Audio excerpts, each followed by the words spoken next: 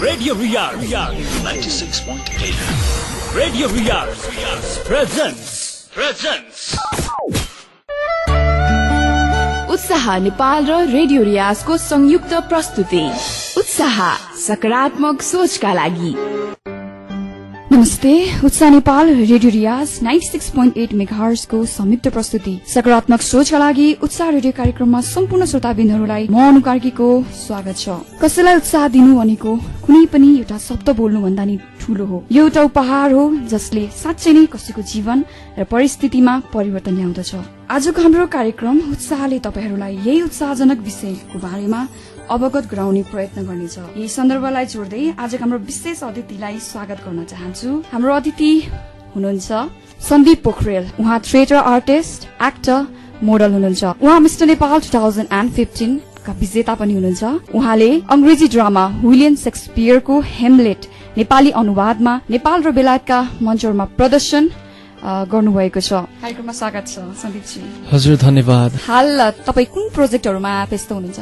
म हालसालै एउटा international pageant man of the year 2016 जुन चाहिँ इन्डोनेसियामा हुन गइरहेको छ, त्यसैको लागि नै म आफूलाई प्रिपेयर गर्दैछु, जुन चाहिँ अगस्त 22 मा यसको फाइनल छ। जति मैले तपाईको बारेमा सुनेको छु, तपाई एउटा चिज मात्र नभइकन तपाई actor, model, theatre artist, social worker, यो सबै चिजहरुमा तपाई इन्भल्भ जति पनि हुनुहुन्छ। तपाईले कसरी आफ्नो टाइमहरु म्यानेज गर्दै हुनुहुन्छ? टु बी अ सेलिब्रिटी यो सबै कुराहरूलाई म्यानेज गर्न चाहिँ इट्स भेरी इम्पोर्टेन्ट भन्छु म चाहिँ। किन भन्दाखेरि तपाईले सोशल वर्कतिर पनि त्यतिकै ध्यान दिनुपर्छ। ट्राभल ग्रुपको म एम्बेसडर पनि छु। त्यो संस्थाको थ्रुबाट पनि मैले सोशल वर्कहरूमा आफ्नो निरन्तरता दिइ नै रहेको छु। प्लस मेरो मोडलिङ र एक्टिङ भनेको चाहिँ मेरो बच्चादेखिको प्यासन हो। यसलाई त निरन्तरता दिइ नै हाल्छु। साइडमा थिएटर भनेको चाहिँ एक्टिङको लागि एउटा बेस पनि हो र आफूलाई चिन्ने एउटा प्रयास पनि हो। एक्टिङले चाहिँ तपाईँलाई आफूले आफूभित्रको जुन व्यक्तित्व छ त्यसलाई निकाल्ने प्रयास गर्दछ र त्यसले तपाईँको व्यक्ति पर्सनल जीवन, पर्सनल लाइफमा एकदम हेल्प पनि गर्दछ। हजुर, हामीले काठमाडौँमा पनि अहिले थिएटरको मागहरू अनि मान्छेहरू हेर्न जाने पनि हामीले धेरै देखिरहेका छौँ। तपाईले यो यसो हेर्दाखेरि थिएटर आर्टिस्ट र जुन त्यो अब एक्टरमा हजुर के भिन्नता पाउनु भएको छ? पक्कै पनि थिएटर आर्टिस्ट अथवा जुन हाम्रो लाइभ थिएटर र हाम्रो एक्टिङ जुन सिनेमाको एक्टिङमा चाहिँ धेरै नै भिन्नता हुन्छ। कसरी भन्नुहुन्छ भन्दाखेरि थिएटर भनेको एक त लाइभ हुने भयो, अडियन्स तपाईँको एकदम इन्टिमेट अडिसन, इन्टिमेट रिलेसन हुन्छ। अडियन्स तपाईँको अगाडि नै हुनुहुन्छ, तपाईँले अगाडि नै पर्फर्म गरिरहनु भएको हुन्छ र त्यो कारणले गर्दाखेरि एउटा भाइब्रेसन, एउटा त्यो इन्टिमेसी चाहिँ जहिले पनि रहन्छ, जुन चाहिँ तपाईँको सिनेमाको एक्टिङमा त्यो पाइँदैन। सिनेमाको एक्टिङमा तपाईँले टेक्स्ट लिन सक्नुहुन्छ, तपाईँको यो सर्ट मिलेन भने अर्को सर्ट हुन्छ, बट एक्टिङमा त्यस्तो हुँदैन। लाइभ गइ नै रहनुपर्छ, चाहे त्यो बिग्रियोस् चाहे त्यो सप्रियोस्, तर यो जानै पर्छ। र मलाई चाहिँ के लाग्छ भन्दाखेरि एक्टिङ, थिएटर एक्टिङमा चाहिँ तपाईँलाई सिक्ने अथवा तपाईँले जान्ने कुराहरू चाहिँ धेरै छ। किन भन्दाखेरि आज एक्ट पर्फर्म गर्नुभयो र त्यसमा केही कमी कमजोरी छ भने त्यसलाई भोलि सुधार्न सक्नुहुन्छ र त्यसरी नै निरन्तरता दिन सक्नुहुन्छ। तर मुभी अथवा जुन हाम्रो सिनेमाको एक्टिङ छ त्यसमा चाहिँ सर्ट लिएपछि कि त त्यसलाई रिसर्ट गर्नु पर्यो, यदि सर्ट ओके भएपछि त्यही नै अडियन्सले देख्ने हो र तपाईँले त्यहाँ कुनै एउटा सोल पाउनुहुन्न जस्तो चाहिँ लाग्छ। बिङ ए स्टुडेन्ट, हजुर, यो सबै चिजहरुमा चाहिँ तपाईले कसरी आफ्नो टाइमहरु म्यानेज गर्नु भएको छ? तपाई एउटा स्टुडेन्ट हुनुहुन्छ। हजुर, यो चाहिँ एकदम च्यालेन्ज नै भन्छु म चाहिँ आफ्नो लागि। किन भन्दाखेरि बिङ ए स्टुडेन्ट, तपाईँले स्टुडेन्टको जुन रेस्पोन्सिबिलिटी त्यो पनि पुरा गर्नुपर्ने हुन्छ र साइडमा आफ्नो जुन प्यासन अथवा जुन आफ्नो इन्ट्रेस्ट छ त्यसलाई पनि निरन्तरता दिनु भनेको अलिकति गाह्रै कुरा हो। मेरो दैनिकी चाहिँ भन्नुपर्दाखेरि म 6 बजे आफ्नो दिन सुरु गर्छु। 6 बजे उठ्छु अनि त्यसपछि फ्रेस भएर आधी घण्टा चाहिँ ब्रेकफास्ट गरेपछि एकछिन आराम गरेर म चाहिँ आफ्नो व्यायामतिर लाग्छु। व्यायाम चाहिँ मेरो 2 घण्टाको हुन्छ। मोस्टली म बिहान व्यायाम गर्छु अनि यदि टाइम त्यस्तै पर्यो र बिहान केही काम पर्यो भने चाहिँ म त्यसलाई बेलुका सिफ्ट गरिदिन्छु। त्यसपछि मेरो डेली भनेपछि घर फर्किएर मेरो कलेजको लागि नै प्रिपेरेसन हुन्छ र इम्पोर्टेन्ट केही मेरो सुट्सहरू अथवा केही कामहरू छ भने कलेजलाई चाहिँ मैले माया मार्नुपर्ने हुन्छ, किन भन्दाखेरि सँगसँगै लानुपर्ने हुन्छ सबै कुराहरू, र जुन छुटेको छ त्यो चाहिँ म साथीहरूसँग मिलेर त्यो नोट्सहरू लिएर त्यसलाई कन्टिन्यू गर्छु। म त्यही सोध्दै थिएँ, किनभने तपाईँ स्टुडेन्ट हुनुहुन्छ होइन, किनभने सबै चिजमा मानौ तपाईँको अब मोडलिङदेखि लिएर थिएटर आर्टिस्टदेखि लिएर प्लस तपाईँ स्टुडेन्ट पनि हुनुहुन्छ प्लस BBA को, सो यत्रो चिजहरूमा चाहिँ कसरी टाइमहरू म्यानेज गर्दै हुन्छ मलाई जान्न मन थियो। अनि तपाईँ अहिले कुन BBA लेभलको कुन सेमेस्टरमा हुनुहुन्छ? मैले चाहिँ अहिले मेरो रिसेन्टली मेरो एक्जाम चल्दैछ, मेरो एक्जाम आउँदैछ। म चाहिँ BBA 7th सेमेस्टरको स्टुडेन्ट हो र त्यसको बोर्ड एक्जाम आउँदैछ 7 गतेदेखि, र त्यसको लागि नै म प्रिपेरेसनमा लागिरहेको छु। अहिले चाहिँ अलिकति ग्याप पनि छ र अलिकति खाली समय पनि छ मेरो लागि, र त्यसै कारणले टाइम पनि भइरहेको छ प्रिपेरेसनको लागि। कसरी आफ्नो फ्यामिलीले पनि तपाईँलाई सपोर्ट गर्दै हुनुहुन्छ? फ्यामिली सपोर्ट चाहिँ के भनौँ, म चाहिँ अलिकति पाइ नै रहेको छु, म अलिकति लक्की नै छु भन्नु त्यसको कुरामा चाहिँ। तर सुरुमा त सबैलाई गाह्रो भइ नै हाल्छ, केही नगरेसम्म कसैले विश्वास त गर्नु हुँदैन, किनभने सुरुमा जुन मेरो सुरुवातको जुन मेरो फेज थियो त्यसमा चाहिँ मैले आफैले नै गरेँ भन्नु पऱ्यो, किनभने कसैलाई मैले भनेको थिइनँ। र जुन एउटा लेभलसम्म पुगिसकेको थिएँ जति बेला चाहिँ मलाई सपोर्टको खाँचो थियो, जुन चाहिँ एक्लै नहुने कुराहरू थियो, त्यसको लागि चाहिँ मैले भन्नै पर्ने हुन्थ्यो फ्यामिलीलाई, र मैले भने फ्यामिलीलाई, र उहाँहरूको रेस्पोन्स अचम्मको थियो। कस्तो भन्ने, सपोर्ट भन्दा पनि उहाँहरू एकदम सक्ड हुनुहुन्थ्यो, त यो फिल्डमा किन लागिस्, के पाउँछ यो फिल्डमा लागेर, पढ्नुपर्छ, पढाइले नै सबै कुरा हुन्छ, पढेन भने केही हुँदैन, यस्तो मोडलिङ गरेर केही पनि पाइँदैन, राम्रो फ्युचर हुँदैन, उहाँहरूको यही नै थियो भनाइ। मैले सम्झाएँ, मेरो आफ्नो तर्फबाट सम्झाउने कोसिस गरेर मेरो कामलाई निरन्तरता दिएको फल उहाँहरूले देख्नुभयो, र त्यसपछि उहाँहरू पनि विश्वस्त हुनुभयो र सपोर्ट चाहिँ मलाई अहिलेसम्म दिइ नै राख्नु भएको छ। तपाईँको यो करियर लाइनमा चाहिँ सबभन्दा एउटा हुन्छ नि, एउटा डिफिकल्ट मोमेन्ट हुन्छ नि, एकदम गाह्रो यस्तो गरी भन्ने टाइपको चाहिँ कस्तो थियो त्यो मोमेन्ट चाहिँ? मेरो मोमेन्ट चाहिँ कस्तो थियो भन्दाखेरि आफ्टर मिस नेपाल मेरो चाहिँ च्यालेन्जेसहरू झन् बढेको जस्तो मलाई फिल भयो, किनभने गएपछि मेहनत गरेको थिएँ, टाइटल पनि पाएँ, त्यसपछिको जुन त्यो टाइटललाई जस्टिस दिनु चाहिँ मेरो सबभन्दा ठुलो च्यालेन्ज थियो। र मैले आफ्नो तर्फबाट जति सक्नु, जति भ्याए जतिको, जति अरूबाट सपोर्ट मागेर भए पनि यो टाइटललाई चाहिँ जस्टिस दिने कोसिस गर्दैछु अझै पनि। यो क्रमलाई चाहिँ निरन्तरता म दिइ नै रहन्छु। लगतै भूकम्प गयो, भूकम्पमा मैले सक्दो भोलिन्टियर गरेँ, क्षतिग्रस्त ठाउँहरूमा गएर त्यहाँ सामानहरू, त्यहाँ चाहिएको सामानहरू पुर्याउन मद्दत गरेँ, विभिन्न सङ्घ संस्थासँग आबद्ध भएर भोलिन्टियरिङमा हेल्प गरेँ, धेरै ठाउँहरू पुगेको थिएँ। त्यसपछि पनि मैले युथहरूलाई बढी टार्गेट गरेर जुन चाहिँ एउटा मोडलिङको लागि के हुन्छ भन्दाखेरि मान्छेहरू डिसपोइन्ट हुने क्रम चाहिँ बढ्दो छ कि, फर्स्ट ट्राई गर्छन्, त्यसपछि मान्छे ल यसमा सकिएन अब म सक्दिनँ भनेर ब्याकआउट गर्छन्। यदि इन्ट्रेस्ट छ भने होइन ब्याकआउट नगर्नु, किनभने फर्स्ट टाइममै नै तपाईँले सक्सेस पाउनुहुन्छ भने त्यो कहीँ पनि छैन। त्यसै कारणले त्यही एउटा उदाहरण एउटा बन्छु भनेर अथवा त्यो एउटा मोटिभेसन दिनको लागि भए पनि म अर्को being a winner of mister Nepal म अर्को पेजेन्टमा पनि पार्ट लिएको थिएँ, पनास रनवेमा, र त्यसमा किन लिएँ भन्दाखेरि त्यही मोटिभेसनको लागि, र त्यसमा टाइटल त मैले हात पारिनँ, तर वान अफ द विनर पोजिसनमा थिएँ, म रनर अप भएँ। त्यो चाहिँ एउटा मोटिभेसन पनि हो, किन भन्दाखेरि म गएँ अलरेडी अ विनर गएर लडिरहेको छु होइन। किन लडिरहेको छु भन्दाखेरि केही सिक्नको लागि। कुनै पनि सेक्टर, कुनै पनि तपाईँ फिल्डमा जानुहुन्छ होइन, तपाईँ जतिसुकै आफ्नो फिल्डमा पोख्त हुनुहोस्, तर अर्को कुरामा तपाईँले ट्राई गर्नै पर्छ कि किन भन्दाखेरि त्यसबाट तपाईँले केही सिक्नुहुन्छ। बिङ अ विनर अलरेडी होइन, अर्को त्यो चाहिँ मेरो सफलता अथवा मेरो एउटा जुन कोसिसको एउटा फर्स्ट स्टेप थियो होइन, मेरो जुन प्यासनको फर्स्ट स्टेप थियो। तपाईँले चाहिँ सफलताको लागि एउटा मात्र गरेर हुँदैन, हरेक कुराबाट तपाईँले ज्ञान लिनुपर्छ, र विभिन्न जुन पेजेन्टहरू अथवा विभिन्न जुन सोजहरूमा तपाईँले पार्टिसिपेट गर्नैपर्छ कि किन भन्दाखेरि त्यसबाट तपाईँले केही नयाँ सिक्नुहुन्छ र आफैलाई अझै इन्करेज र आत्मबल बढाउन सक्नुहुन्छ होइन। त्यही भएर म अझै पनि चान्स पाएँ भने म अझै पनि पेजेन्टहरू लड्छु, किन भन्दाखेरि मलाई अझै सिक्न पुगेको छैन है। अझै लड्छु र अझै ज्ञान लिने कोसिस गर्छु र मैले भ्याए जतिको जति युथ हुनुहुन्छ मेरो थ्रुबाट उहाँहरूलाई इन्सपायर गर्ने कोसिस गर्छु। सो तपाईँको आफ्नो बाल्यकालको विषयमा भन्नुपर्दाखेरि चाहिँ त्यो एउटा अविस्मरणीय क्षण हुन्छ नि, कस्तो थियो? अविस्मरणीय क्षण भन्दा पनि म चाहिँ बाल्यकालमा चाहिँ मोर फोकस अन स्टडी नै थिएँ।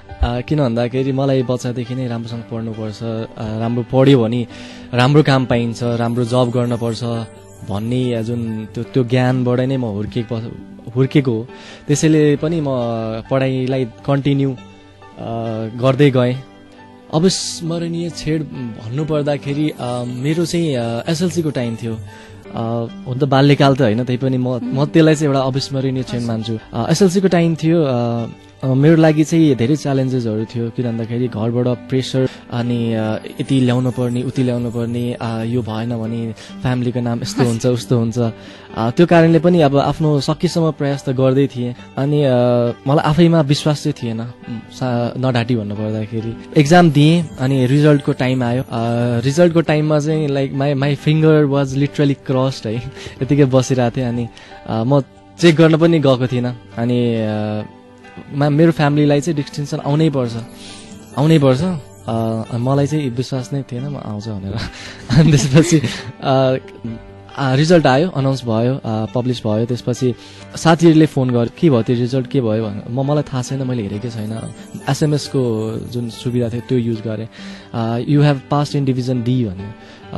I was like confuse, division D भनेको के हो? अनि त्यसपछि त्यत्तिकै भइरहेको थियो। अनि साथीले चेक गरिसकेको छ त्यति बेला। अनि congratulation, like you have scored के अरे 82%, डिस्टिङ्सन आएछ त्यो भने। म चाहिँ पत्याइरहेको थिइनँ कि, नजिस्कान म एकदम टेन्सनमा छु। यो रियाक्सन थियो क्या मेरो। अनि पछि फेरि आफैले चेक गरेँ, साँच्चीकै हुनै रहेछ।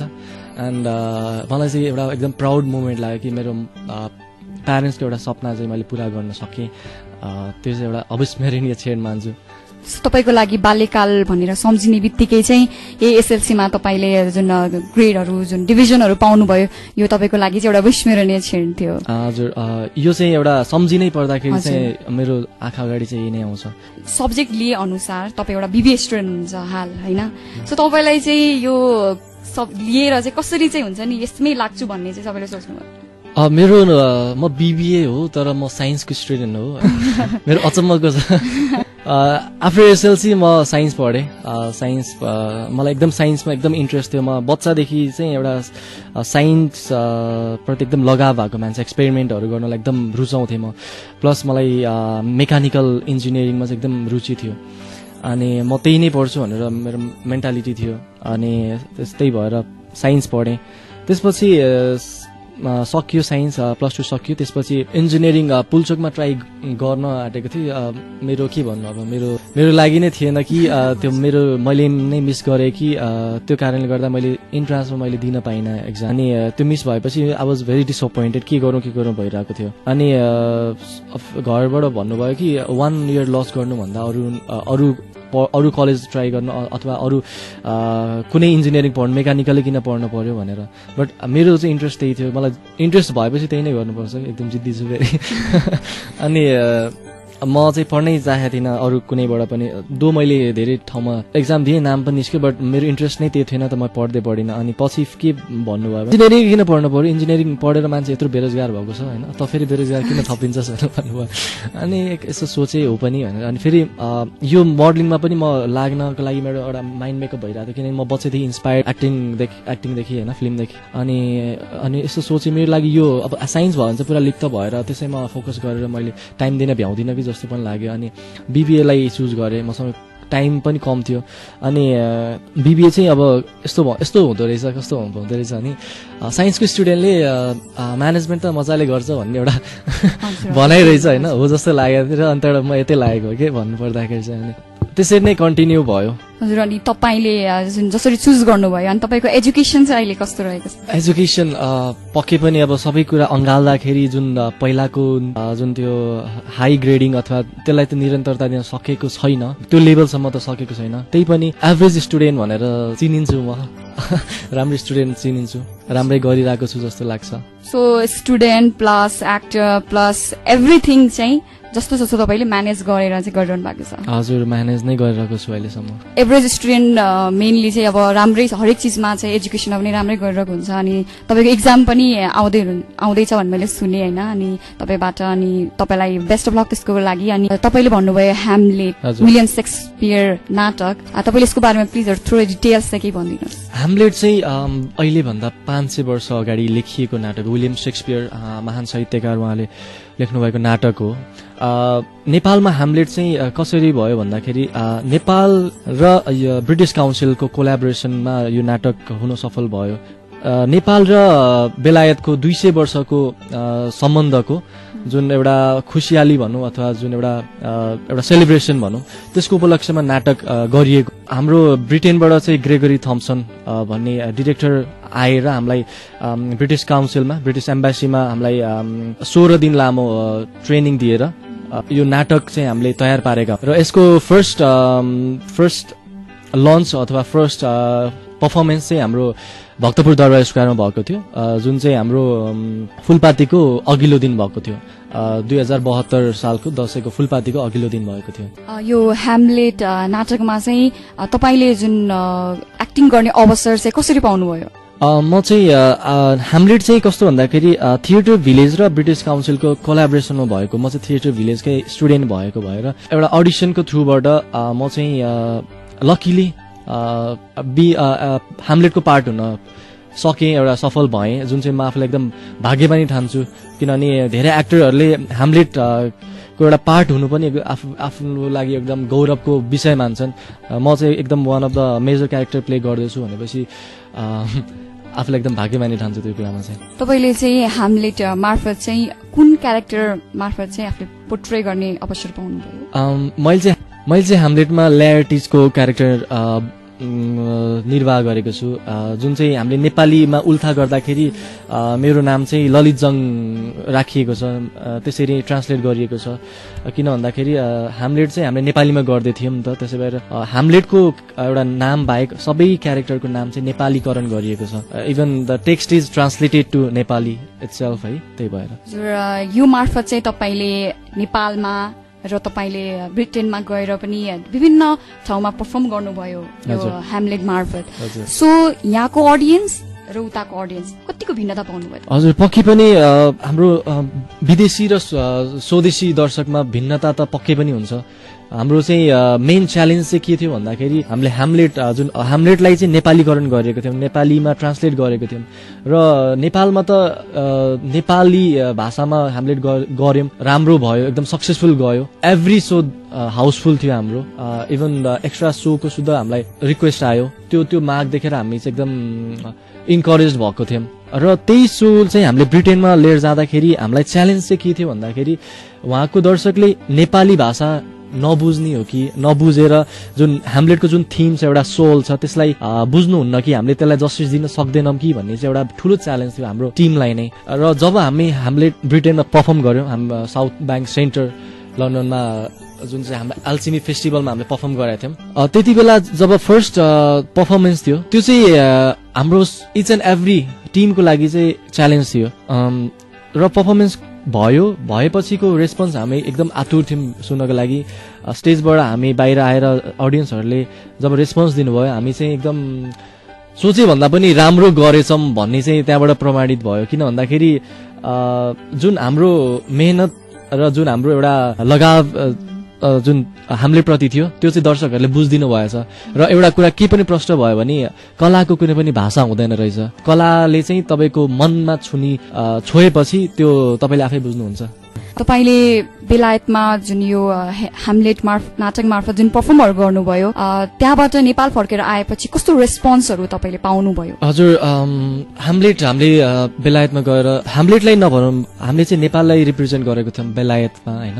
त्यसै कारण पनि नेपालमा आएपछि हामीलाई एकदमै राम्रो रेस्पोन्स भयो, even each and every theatre कमिटीबाट, टिमबाट। र यही मायाले होला ब्रिटेनमा पर्फर्म गर्दा गर्दै पनि हामीलाई त्यहीँबाट अरू देशहरूको देशहरूमा पर्फर्म गर्नलाई चान्सेसहरू पनि मिलेको छ र आशा गर्छु भविष्यमा त्यो पनि नेपाललाई रिप्रेजेन्ट गरेर अरू कन्ट्रीहरूमा पनि हामीले देखाएर नेपाललाई रिप्रेजेन्ट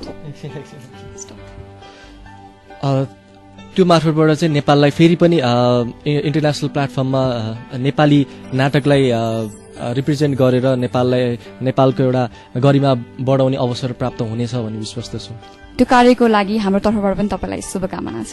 धन्यवाद। तपाईँको यो जुन विभिन्न क्षेत्रमा तपाईँ जुन इन्भल्भ हुनुहुन्छ, तपाईँले यो बाहेक डकुमेन्ट्रिजहरू यसको पनि छोटो कुराहरू के भनिदिनुहोस्।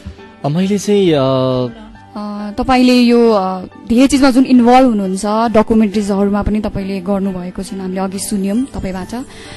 कस्तो कस्तो खालको डकुमेन्ट्रिजहरूमा इन्भल्भ हुनुहुन्छ अहिले? मैले चाहिँ हालसालै भर्खरै सकियो मेरो एउटा डकुमेन्ट्री छ जुन चाहिँ मैले आइएनजिओलाई फोकस गरेर गरिरहेको छु। मेरो चाहिँ मोर फोकस अन कस्तो छ भन्दाखेरि एचआइभीसँग रिलेटेड छ। एउटा चाहिँ समाजमा एउटा राम्रो चेतना दिने हिसाबले पनि म यो प्रोजेक्टमा चाहिँ इन्भल्भ भएको हो। मलाई स्टोरी एकदम राम्रो लागेर एउटा एकदम इन्करेज हुन्छ, सबैलाई एउटा पोजिटिभ इन्फर्मेसन जान्छ भनेर म इन्भल्भ भएको हुँ। त्यो डकुमेन्ट्री चाहिँ विशेष गरी डकुमेन्ट्रीको नाम छ कर्माण्य। कर्माण्य भनेको कर्मप्रति आस्था राख्ने र त्यसको जुन भित्र चाहिँ के छ भन्दाखेरि एउटा सिम्पल गाउँको केटा जब सहरमा आउँछ, सहरमा आएपछि आफूले नजानिकन आफूले गल्ती नगरिकन जब एचआइभीको शिकार हुन्छ र त्यसपछिको उसको गाउँबाट पठाएको आमा बुवाप्रतिको जुन त्यो आशा, आफूप्रतिको आशा र आफ्नो जुन पढाइ र आफ्नो सपना सबैको लागि अन्धकारको एउटा बाटो आइपुग्छ त्यो एचआइभीले गर्दाखेरि। र त्यसलाई कसरी ह्यान्डल गरेर त्यो मान्छे अगाडि बढ्छ, कसरी त्यो मान्छे नजानी आफूलाई लागेको मान्छे कसरी चाहिँ पछि गएर एउटा समाजलाई, एउटा युथलाई नै इन्स्पायर गर्न सक्ने व्यक्ति बन्छ, त्यही स्ट्रगललाई नै देखाउन कोसिस गरिएको छ त्यो डकुमेन्ट्रीमा चाहिँ। सो होल डकुमेन्ट्री अनि मोडलिङहरूमा कस्तो कस्तो एक्सपिरियन्सहरू तपाईँले बटुली मौका पाउनुभयो? मैले चाहिँ विभिन्न र्याम्प सोजहरू, फेसन सोजहरू गरेको छु जुनमा चाहिँ म एज अ सो स्टपरको रूपमा काम गरिसकेको छु। अनि विभिन्न एड्सहरू, टिभी सिरिजहरूमा पनि काम गरेको छु र विभिन्न पेजेन्टमा एज अ गेस्ट र जजको रूपमा पनि धेरैवटा पेजेन्टहरू मैले गरिसकेको छु। र अहिलेसम्मको एक्सपिरियन्स भन्न पर्दाखेरि चाहिँ यति नै हो भन्छु। तपाईँले जुन डकुमेन्ट्री भन्नुभयो, अब हामीले चाहिँ त्यो डकुमेन्ट्री कसरी हेर्न पाउँछौँ? हामीले चाहिँ त्यो डकुमेन्ट्री छिट्टै नै हेर्न पाउँछौँ। हाम्रो दर्शकहरूले चाहिँ छिट्टै नै हेर्न पाउनुहुन्छ। हाम्रो चाहिँ सबै कामहरू सकिसकेको छ। अब हाम्रो चाहिँ टार्गेट चाहिँ यो असारभित्रमा हामीले त्यसको एउटा सङ छ, असारको बिचमा चाहिँ त्यो सङ रिलिज गर्छौँ, युट्युबमा रिलिज गर्छौँ र त्यसपछि असार सकिएपछि साउन्डको फर्स्ट विकमा चाहिँ हामीले डकुमेन्ट्री रिलिज गर्छौँ। डकुमेन्ट्रीको लागि चाहिँ हामीले फर्स्टमा चाहिँ एउटा प्रिमियर काइन्ड अफ एउटा राखेर सबै जान्ने विज्ञहरूलाई बोलाएर देखाउँछौँ। त्यसपछिको रेस्पोन्स हेरेर हामीले चाहिँ विभिन्न एनजिओ आइएनजिओसँग आबद्ध भएर एकदम सुदूर जुन ठाउँ छ, जुन अलि डेभलप नभएको ठाउँहरू छ त्यसमा गएर देखाएर जुन फन्ड रेज हुन्छ त्यसबाट चाहिँ हामीले चाहिँ त्यहाँका बालबालिकाहरूलाई शैक्षिक सामग्रीहरू अथवा एउटा सोसल वर्क नै भनौँ, त्यसबाट चाहिँ हामीले दिने एउटा प्रतिबद्धता गरेका छौँ। अहिले चाहिँ केही समयको लागि यो चाहिँ यसरी नै चलिरहन्छ र केही समयपछि चाहिँ हामीले युट्युबमा यसलाई हेर्न। जुन तपाईँले डकुमेन्ट्री भन्नुभयो त्यो प्रिमियरमा, अनि हाम्रो टिमलाई पनि इन्भाइट छ होला नि, होइन? पक्कै पनि हजुरहरूलाई म बोलाइ नै हाल्छु। हजुर, तपाईँले काम गर्दा त पारिश्रमिक पाउनुहुन्छ होला, कस्तो छ नेपाल र विदेशमा चाहिँ यसको सिचुएसन? हाम्रो अहिले इन्डस्ट्री भनेको एकदम सानो इन्डस्ट्री, डेभलप हुँदै गरेको इन्डस्ट्री छ। हामीले त्यही अनुसारले हामीले आफूले माइन्ड मेकअप गर्नुपर्छ। किन भन्दाखेरि सबै कुरामा बढी एक्सपेक्टेसन राख्नु हुँदैन है। हामीले नै अहिलेदेखि नै एउटा डिमान्ड अथवा एउटा बढी एक्सपेक्टेसन राखेर काम गर्न थाल्यौँ भने हामी जस्ता पुस्ताहरूले नै अरूले के गर्ला। त्यसैले फ्लेक्सिबल हुनुपर्छ कामको मामिलामा र पारिश्रमिकको मामिलामा चाहिँ। आफूलाई अलिकति आफूले काम गरे बापत र आफूले कामलाई न्याय दिने हिसाबले पारिश्रमिक त लिनै पर्छ, किनभने आफ्नो पर्सनल इन्डिभिजुअल जुन बेसिक निड्सहरू छ त्यसलाई त फुलफिल गर्नै पर्यो। तर बढी एक्सपेक्टेसन चाहिँ राख्नु हुँदैन, म चाहिँ राख्दिनँ। यो कुरा बेलामा चाहिँ म चाहिँ फ्लेक्सिबल छु अथवा म समझदारै छु भनौँ, किनभने इन्डस्ट्रीको हिसाबले पनि त्यो टाइम आउँछ जुन चाहिँ हामीले बाहिर जुन फरेन लेभलसम्म कम्पेयर गर्ने बेला पनि आउँछ, तर त्यो अहिले बेला होइन। तपाईँले पहिलो रोयल्टी कति पाउनुभयो र तपाईँले कसरी स्पेन्ड गर्नुभयो? मेरो फर्स्ट रोयल्टी अथवा मेरो फर्स्ट कमाई चाहिँ एसएलसीको बेलामा थियो। त्यो चाहिँ एउटा पढाइको हिसाबबाट हो, अनि मोडलिङको हिसाबबाट चाहिँ हालसालै धेरै त भएको छैन, मैले सुरुवात गरेको। फर्स्ट रोयल्टी एसएलसीको बेलामा चाहिँ मैले 12,500 पाएको थिएँ as a cash prize for the एउटा सम्मान स्वरूप ग्रुप। हजुर 12,500 मैले पाएको थिएँ। त्यो चाहिँ हाम्रो एउटा ग्रुप थियो बुवाहरूको ग्रुपबाट चाहिँ मलाई एज अ सम्मानको स्वरूप एसएलसीमा डिस्टिङसनको बापत चाहिँ मैले पाएको थिएँ। र मोडलिङमा चाहिँ मेरो फर्स्ट ऱ्याम्पबाट चाहिँ मैले पाएको थिएँ, जुन चाहिँ मैले मिस नेपाल गर्दा गर्दै एउटा अपर्च्युनिटी पाएको थिएँ। त्यो चाहिँ मैले 3,000 पाएको थियो ऱ्याम्प गर्दाखेरि। त्यही नै हो मेरो फर्स्ट कमाई चाहिँ। अनि त्यसबाट आधी कमाई चाहिँ मैले प्यारेन्ट्सलाई दिएँ र आधी चाहिँ आफ्नै लागि राखेँ। यही सिलसिलामा कुरा जोड्न चाहन्छु। नेपालको कन्टेक्स्टमा हेर्ने हो भने तपाईँ नि एउटा युथ हुनुहुन्छ, भर्खरकै युथ हुनुहुन्छ, अनि धेरै जस्तो अपर्च्युनिटी आउँछ जस्तै हामी बाहिर गएर हाम्रो टाइमहरू हामीले स्पेन्ड गर्छौँ, कसैले एजुकेसनमा, कसैले आफ्नो फर्दर करियरमा बाहिर गएर आफ्नो लाइफ सेटलहरू गरिरहेको हुन्छ। अनि तपाईँले चाहिँ यदि त्यस्तो अवसरहरू पाउनुभयो भने तपाईँको के प्लान छ? बाहिरको लागि अवसरको लागि चाहिँ यदि मैले पाएँ भने मेरो चाहिँ जुन यो प्यासन छ अथवा एउटा जुन मेरो लगाव छ एक्टिङ र मोडलिङ प्रति, म त्यसलाई नै निरन्तरता दिने कोसिस गर्छु। चाहे म जुनसुकै संसारको कुनामा हो, आफ्नो तर्फबाट यसलाई चाहिँ जहिले पनि म निरन्तरता दिने प्रयास चाहिँ गरिरहेकै हुन्छु। तपाईँको लागि करियर भनेको के हो? करियर भनेको तपाईँ जे गर्दा खुसी हुनुहुन्छ त्यही नै तपाईँको करियर हो। तपाईँको लागि अचिभमेन्ट ठुलो हो कि केही सिक्नु ठुलो हो? मेरो लागि केही सिक्नु ठुलो हो, किनभने त्यो सिकाइबाट नै तपाईँले अचिभमेन्ट प्राप्त गर्न सक्नुहुन्छ। युथ भइकन डिफ्रेन्ट फिल्डहरूमा चाहिँ तपाईँ इन्भल्भ हुनुहुन्छ, अनि हाम्रो देशहरूमा कति यस्ता युथहरू छन् जुन चाहिँ अब केही कुरा लर्न गर्न सिक्न खोजिरहेका छन्, त्यो पोसिबिलिटिजहरू नेपालमा तपाईँले त्यस्तो पोसिबिलिटिजहरू देख्नु भएको छ? पक्कै पनि धेरै नै पोसिबिलिटीहरू छ, किनभने हाम्रो युथ जेनेरेसन भएर नै हामी जुन अहिले लेभलमा छौँ त्यो लेभल कायम भइरहेको जस्तो लाग्छ मलाई। पोसिबिलिटी त एकदमै देख्छु म, किन भन्दाखेरि अहिले नै जुन हाम्रो पछिल्लो समय र अहिलेको समय नै हेर्ने हो भने युथ जेनेरेसनले नै जुन नेपालको यो इन्डस्ट्रीलाई अगाडि बढाइरहेको छ, निरन्तरता दिइरहेको छ। पहिला थिएटरकै हिसाबमा हेर्दाखेरि पनि पहिलाको जुन नाटक गर्ने जुन सङ्ख्या हुन्थ्यो र अहिलेको जुन नाटकको सङ्ख्या हुन्छ त्यसमा धेरै नै चेन्ज आइसकेको छ, त्यो धेरै नै बढिसकेको छ। त्यो क्रमहरू नाटकबाट धेरै मान्छे इन्सपायर हुन थालिसकेको छ। इभन मुभीहरूमा पनि पहिला 30 लाखको बजेटमा बनेको मुभीहरू पनि पैसा नउठेर डुब्ने क्रम हुन्थ्यो, र अहिले भनेको 3-4 करोडको मुभी लगानी भएर पनि त्यसबाट फाइदा आउने क्रम छ भनेपछि धेरै नै चेन्ज भइसकेको छ। तपाईको फ्युचर प्रोजेक्टहरू अनि के छन् हाम्रो लिसनरलाई बताइदिनुहोस्? मेरो फ्युचर प्रोजेक्टहरू चाहिँ मैले भर्खर पनि भनिहालेँ, म चाहिँ इन्टरनेसनल पेजेन्टमा पार्ट गर्दैछु, पार्टिसिपेट नेपाललाई रिप्रेजेन्ट गर्दैछु। त्यसपछि चाहिँ म फिल्म लाइनमा चाहिँ आउने तर्खरमा छु।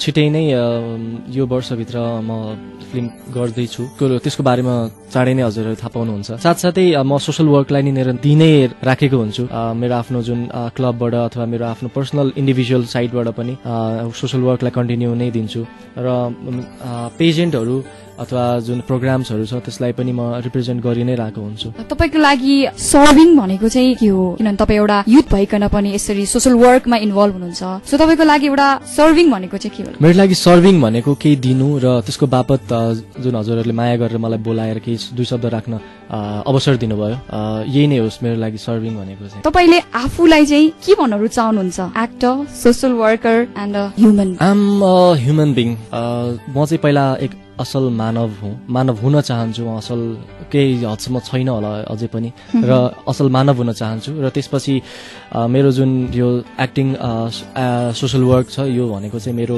कार्यहरू, मेरो कर्महरू हो। एउटा ह्युमन बिङ भइकन किन चाहिँ सोसल कामहरूमा, सोसल सर्भिसहरूमा इन्भल्भ हुन जरुरत छ? ह्युमन एउटा मानवको सिद्धान्त नै के छ भन्दाखेरि तपाईँले कसैलाई केही गर्नुभयो भने त्यसबाट प्राप्त भएको खुसी नै तपाईँको लागि एउटा आत्मसन्तुष्टि हुन्छ। तपाईँले हेल्प गरेको जुन रिटर्नवाला खुसी छ त्यही नै तपाईँको लागि एकदम ठुलो पुरस्कार हुन्छ। त्यसले तपाईँलाई झन् इन्करेज गराउँछ। यो हिसाबले पनि र एउटा मानवताको हिसाबले पनि अरूलाई हेल्प गर्नु चाहिँ एकदम महत्त्वपूर्ण छ। तपाईको यो आवाज अनि तपाईको यो कार्यक्रम धेरै युथहरूले अनि तपाईको फ्यामिलीहरूले पनि सुनिरहनु भएको छ। तपाईले यो हाम्रो देशका जुन युथहरूलाई चाहिँ एउटा के उत्साह दिन चाहनुहुन्छ? म चाहिँ हाम्रो देशको जति पनि मलाई युथहरूले सुनिरहनु भएको छ उहाँहरूलाई चाहिँ के भन्न चाहन्छु भने तपाईँको आफ्नो इन्ट्रेस्ट अथवा तपाईँको आफ्नो जुन खुसी केमा छ त्यसलाई चिन्नुहोस् पहिला र त्यसमा नै निरन्तरता दिनुहोस्। तपाईँको भविष्य यो होला अथवा त्यसबाट राम्रो पाइएला नपाइएला भन्ने कुरा होइन। तपाईँले त्यो काम गरेर तपाईँले खुसी पाउनुहुन्छ त्यो नै सबैभन्दा ठुलो कुरा हो। यदि तपाईँले अरू काम गर्नुहुन्छ तपाईँको खुसी छोडेर भने त्यसबाट पैसा पाउनुहोस्, तपाईँले जतिसुकै मान सम्मान पाउनुहोस्, तपाईँले आत्मसन्तुष्टि कहिले पनि पाउनुहुन्न। र काम गर्दाखेरि सफलता चाँडै नै हात पर्छ भने त्यो जरुरी छैन र त्यही भएर डिसपोइन्ट नहुनुहोस्, ट्राई गर्दै जानुपर्छ। सफलता एक न एक दिन अवश्य हात परि नै हाल्छ। अवश्य नै यो चाहिँ साँच्चै नै हो। अनि तपाईको यतिको लेभलसम्म पुग्नमा अवश्य नै तपाईको फ्यामिली अभियसली ब्याकअप सपोर्ट थियो। सो आफ्नो फ्यामिलीलाई नि तपाईँ के भन्न चाहनुहुन्छ? हजुर, म जहाँ छु जे छु मेरो फ्यामिलीले गर्दा छु। म चाहिँ संसारमा सबैलाई बिर्सन सक्छु होला तर मेरो आफ्नो फ्यामिलीलाई बिर्सन सक्दिनँ किनभने मेरो एक्जिस्टेन्स नै हुँदैन थियो होला फ्यामिली नभएको भए। त्यही हो, अहिलेसम्म साथ दिइरहनु भएको छ फ्यामिलीले, म एकदम आभारी छु त्यसको लागि। यो गुण त मैले कहिले पनि चुकाउन सक्दिनँ र यही सपोर्टको यही आशा गर्छु जहिले पनि र गर्व गर्छु कि म उहाँहरूको छोरा भएर जन्मे। तपाईलाई आजको दिनसम्म कुनै एउटा त्यस्तो चिज रिग्रेट भएको छ कि मैले यो गर्न सकिनँ या हुन्छ नि यत्रो करियर लाइनमा आइसकेपछि? मेरो चाहिँ रिग्रेट के हो भन्दाखेरि मान्छेले आफू के हो भनेर चिन्नु सबभन्दा ठुलो कुरा हो र त्यो चिन्न चाहिँ कसैले चाँडै चिन्छन्, कसैले ढिलो चिन्छन्। मैले चाहिँ जुन सुरुवात गरेँ त्यो अलिक ढिलो भयो कि जस्तो लाग्यो। हुन त म एउटा लेभलसम्म मलाई सबैले माया गरेर पुर्याउनु भएको छ, त्यही पनि म अझै चाँडै आफूलाई यो फिल्डमा अथवा यो उसमा आफूलाई चिनेर निरन्तरता दिइराखेको भए सायद योभन्दा पनि अरू लेभल मैले हात पारिसकेको हुन्थ्यो होला, अरू सिडी चढिसकेको हुन्थ्यो होला। त्यही पनि रिग्रेट भन्दा पनि म त्यसलाई एउटा इन्करेजको हिसाबले राख्छु किनभने जे हुन्छ राम्रोको लागि हुन्छ। तपाईँलाई यो होल प्रोसेस अनि जतिसम्म अहिले करियरमा आउनु भएको छ केही न केही चिजले चाहिँ तपाईँलाई मोटिभेट गरिरहेको हुन्छ अनि कोही अब साथीभाइहरूकोदेखि लिएर सपोर्टदेखि लिएर तपाईँलाई चाहिँ के चिजले मोटिभेट गरेको छ? मलाई चाहिँ मानिसको खुसीले जब म कसैको लागि केही गर्छु र त्यहाँबाट रेस्पोन्स पाउँछु मैले चाहिँ केही राम्रो गरेछु भन्ने मलाई फिल हुन्छ र मैले त्यसो गरेँ भने त्यो फिलिङ फेरि आइरहन्छ। एउटा सेल्फिसनेस पनि होला सायद। आफूले गरेको बापत चाहिँ कसैले मलाई प्रेज गर्छ भने मलाई चाहिँ त्यसबाट धेरै मोटिभेसन हुन्छ। जसरी अब मैले गरेको कामले गर्दाखेरि एप्रिसिएट गरेर हजुरले मलाई बोलाउनु भयो, यही कुराहरूले नै हो। मेरो अडियन्सहरू, मेरो सपोर्टरहरू, मेरो साथीभाइहरूले एप्रिसिएट गरिदिनुहुन्छ, मलाई हेल्प गर्नुहुन्छ, मलाई सपोर्ट गर्नुहुन्छ। त्यही कुराले नै मलाई ममा एक उत्साह प्रदान गर्छ। हामी कार्यक्रमको अन्त्यमा आएका छौँ। तपाईँ एउटा प्याजेन्टमा भाग लिएर आउनु भएको मान्छे हो अनि जब तपाईँ त्यो प्याजेन्टमा भाग लिनु भएको थियो नि के एउटा त्यस्तो चिज हो जुन चाहिँ तपाईँले म अब गर्छु भन्ने एउटा फिलिङ हुन्छ नि प्याजेन्टतिर चाहिँ के थियो? मैले बिफोर मिस्टर नेपाल मैले कहिले पनि ठुलो मासहरू फेस गरेको थिइनँ। चाहिँ एकदम अलिकति साई नेचरको मान्छे हो होइन, अलिकति इन्ट्रोभर्ट काइन्ड अफ पर्सन हो। म कहिले पनि मासमा गएर आफूलाई रिप्रेजेन्ट कहिले पनि गरेको थिइनँ र जब स्टेज भयो फिनालेको स्टेजमा जब मेरो फर्स्ट इन्ट्री भयो र मैले हेरेँ त्यहाँ मासहरू more than 1000 peoples were there अनि उहाँहरूले चाहिँ मलाई हेर्न आइरहनु भएको छ। मैले यो पेजेन्ट जित्यो भने त like there would be lots of people who would be नि like wanting to see me. त्यो मोटिभेसन भयो मलाई चाहिँ यो मासलाई चाहिँ म डबल गर्छु, अझ त्यो डबललाई अझै डबल गर्छु भन्ने चाहिँ त्यो एउटा ममा इन्करेजमेन्ट भयो। त्यही नै हो। धन्यवाद सन्दीप पोखरेलजी, तपाईँ हाम्रो कार्यक्रममा आएर चाहिँ हामीलाई उत्साह दिने काम अनि हाम्रो लिसनर्सहरूलाई पनि तपाईँले इन्करेज गर्ने काम गर्नुभयो। तपाईँको भविष्यको प्रोजेक्टहरूको लागि शुभकामना छ हाम्रो पुरा टिमबाट। तपाईँहरू सुन्दै हुनुहुन्छ उत्साह नेपाल रेडियो रियाज 96.8 मेगाहर्जको संयुक्त प्रयासमा रेडियो कार्यक्रम सकारात्मक सोचका लागि उत्साह। हाम्रो कार्यक्रमको बारेमा सुझाव प्रतिक्रिया भएमा हामीलाई सम्पर्क गर्ने ठेगाना रेडियो प्रोग्राम उत्साह रेडियो रियाज 96.8 मेगाहर्ज, फोन नम्बर 014219680। तपाईँ अर्को साता फेरि रोचक व्यक्तित्व र उपयोगी सरसल्लाह लिएर आउने नै छु। यहाँबाट बिदा माग्दछु। शुभ सन्ध्या।